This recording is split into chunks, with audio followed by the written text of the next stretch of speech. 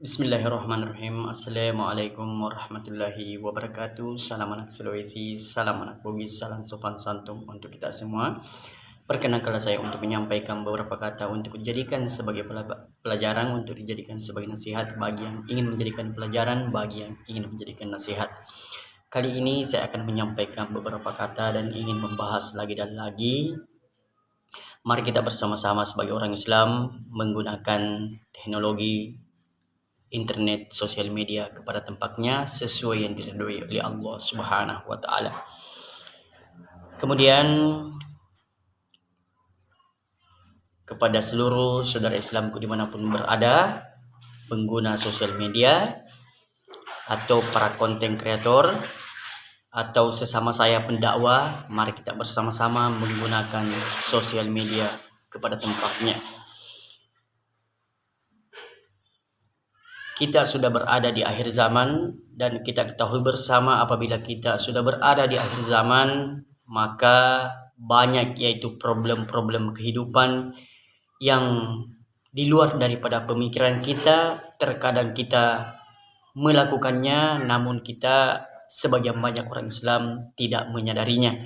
Maka dari itu pentingnya kita saling mengingatkan di dalam kebaikan. Semoga kita saling mengingatkan dalam kebaikan sehingga Allah memberikan kita petunjuk agar kita berjalan di jalan yang diridhoi oleh Allah Subhanahu wa taala. Sebelumnya saya mohon maaf kepada seluruh saudara Islamku dimanapun berada, mau pendakwah, mau sesama saya pendakwah atau sesama konten kreator, intinya sesama orang Islam, mari kita bersama-sama menggunakan sosial media kepada tempatnya. Kenapa saya katakan demikian? Begitu banyaknya yang saya perhatikan lewat di beranda saya, para konten kreator melakukan hal-hal yang sudah lari dari rel agama Islam atau melakukan hal-hal yang mengkikis nilai-nilai Islam yang ada pada diri kita, namun sebagian banyak saudara-saudara Islam kita tidak menyadarinya. Salah satunya ialah dari awalnya diistilahkan konten sehingga menjadi kebiasaan, sehingga tak seharusnya dilakukan apabila kita sebagai orang Islam, karena sudah menjadi kebiasaan dianggap biasa-biasa saja. Salah satunya ialah ada beberapa konten yang saya lihat di beranda saya. Memang kontennya itu mengundang orang-orang yang pernah melakukan kemaksiatan sebagaimana perbuatan zina, kemudian diungkapkanlah, diceritakanlah di sosial media, disebarluaskanlah di sosial media, dan itu tak seharusnya dilakukan karena membuka aib saudara Islam kita saja tidak boleh, apalagi membuka aib diri sendiri. Kemudian yang kedua, dari awalnya istilah konten sehingga kita menyaksikan di sosial media begitu banyak saudara-saudara Islam kita yang membuat mainan, sholat dibuat mainan. Bukan hanya itu, kita di dalam ajaran agama Islam kita dianjurkan untuk berakhlak yang baik.